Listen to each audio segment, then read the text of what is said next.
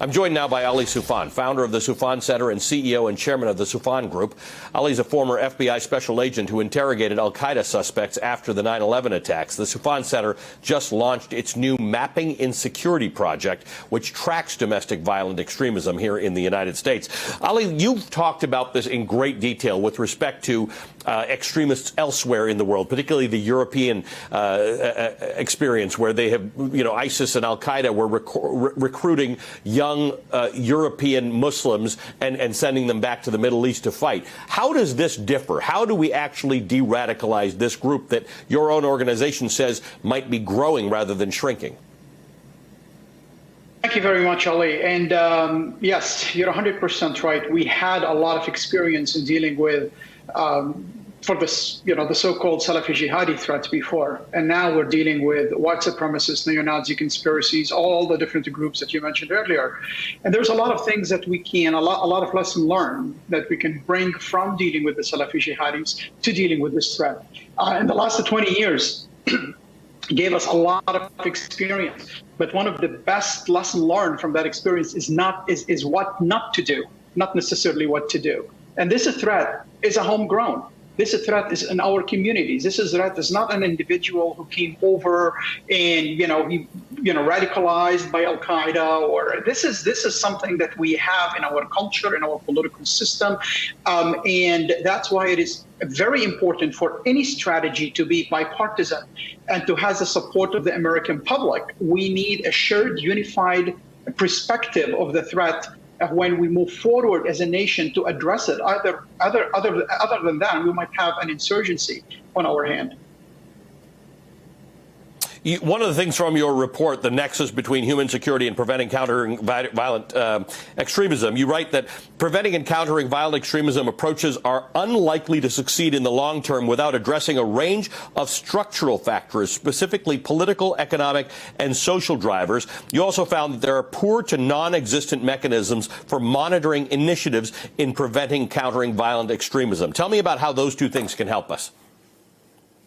And you know what, in any strategy, it has to be a wholesome. It has to be very comprehensive, and it has cultural component, political components.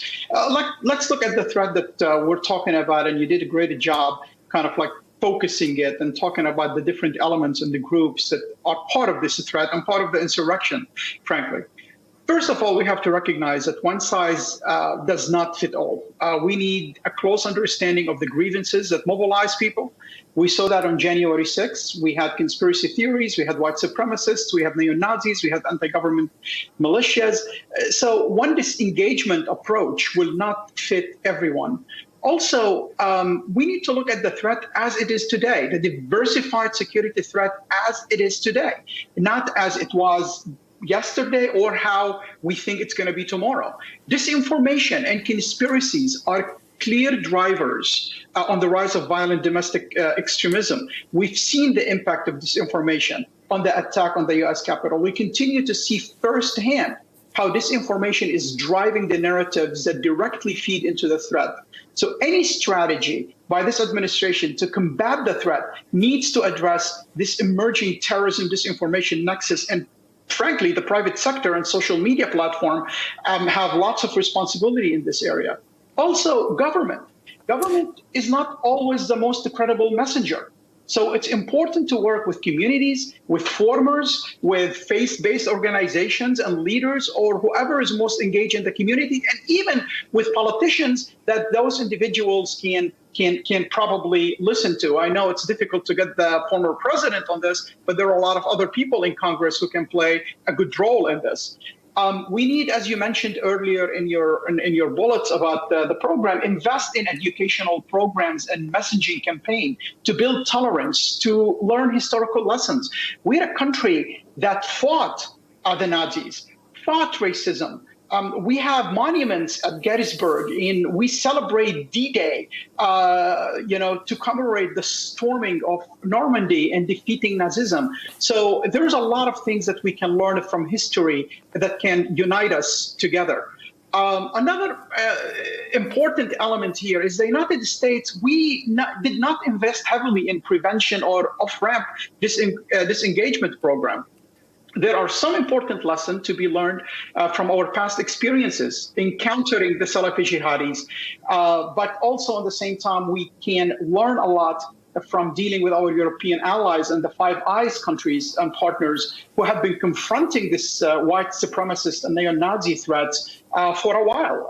In the UK, for example, they did a great job in having a program that's ideologically agnostic, not only focusing on the jihadis, but focusing on others. So there's a lot of things we can do in this